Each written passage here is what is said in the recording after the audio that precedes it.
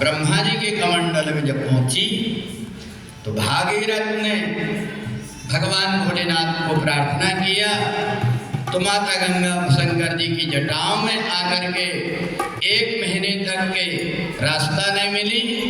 एक जटा भगवान भोलेनाथ ने नीचे छोड़ा, उससे बहते हुए हिमालय पहाड़ से हरिद्वार ऋषिकेश होते हुए और इलाहाबाद में संगम करती हुई गंगा सागर में जाकर के मिली। जाकर के और वहाँ से जाकर के कपिल मुनि के आश्रम में जाकर के सगर पुत्रों का उद्धार किया। सुखदेव कहते राजा, कपिल मुनि के श्राप के कारण 60,000 पुत्रों को जल करके भस्म होना पड़ा था। तो संतों का जो अपमान करता है उसको दुख भोगना पड़ता है।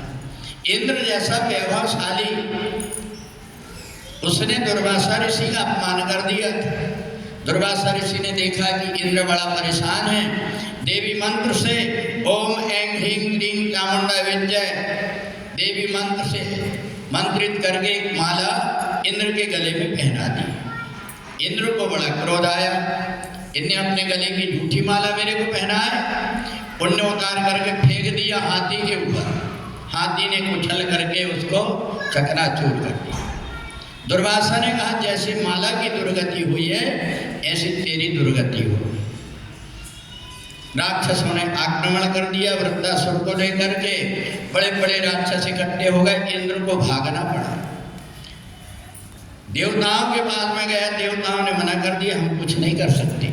हरि रूठे गुरु ठौर है, गुरु रूठे नहीं ठौर। तूने अपमान किया है इसलिए तेरे को भोगना पड़ेगा। क्या कोई तो उपाय बताइए। बोले अब एक ही काम है कि तुम्हें समुद्र का मंथन करना पड़ेगा, अमृत से तुम अमर हो जाओगे, तब देवताओं का बनो। सारे देवता और दानवों ने मिलकर के और समुद्र का मंथन किया। मथानी काय की बनाए, मंद्राचल पर्वत और रस्सी बासुकी नाग की। जैसे मंथन करने लगे वो पहाड़ जब नीचे डूबने लगा, भगवान ने एक अवतार लिया और वो कच्छप अवतार। भगवान का पहला अवतार कच्छप अवतार हो गया।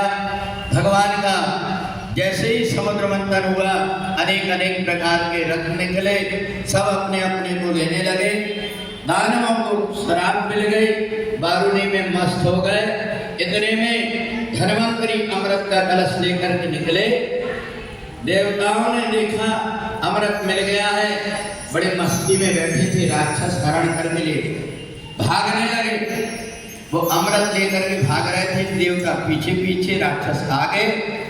वो अमृत कलश इलाहाबाद में छलका, हरिद्वार में छलका, नासिक में छलका और उज्जैन में जाकर के छलक करके आधा बचा। भगवान ने मोहिनी रूप धारण कर लिया। ये पूरा अमृत नष्ट हो जाएगा, इसलिए 4 जगह पर छलका, वहाँ पर कुंभ का मेला लगता है। भगवान ने मोहिनी रूप धारण करके और उस अमृत को देवताओं को पिला दिया। दानवों के साथ युद्ध होकर के दानवों का परास्त हो गया। तो इस प्रकार से इंद्र को स्वर्ग का राज्य फिर से प्राप्त हुआ। तो सुखदेव जी कहते हैं कि जो भी व्यक्ति अपने कर्म से पतित हो जाता है उसको परमात्मा किसी न किसी रूप में दंड देते हैं। और यदि परमात्मा की भक्ति कोई करता है तो चाहे वो पशु हो चाहे पक्षी हो, भगवान की सबके ऊपर कृपा होगी। भगवान तो मत्स्य रूप धारण करके भक्तों को बचाए। वही भगवान ने जब देखा एक मूक जानवर मेरे को पुकार रहा है तो भगवान तुरंत गरुड़ छोड़ करके दौड़े। किसके लिए? गजेंद्र के लिए।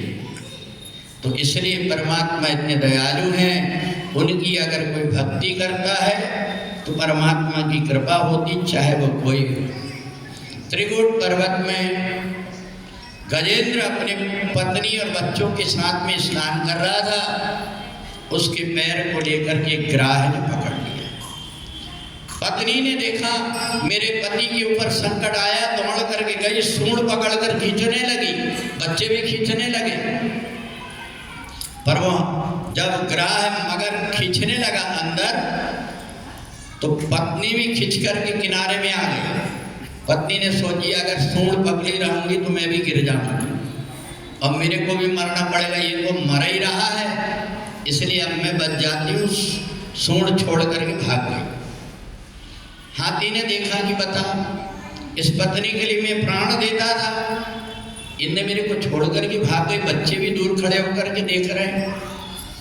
तब जाकर के उसको याद आई कि अब जीवन में अगर मेरी कोई मदद करेगा तो वो है परमात्मा। तुरंत हाथी ने आंख बंद करके एक फूल उठाया और फूल लेकर के भगवान की याद करने लगा। मेरी विनती है बारंबार, हरि आ जाओ एक बार। मेरी विनती है बारंबार, हरि आ जाओ एक बार। हरि आ जाओ, हरि आ जाओ, हरि आ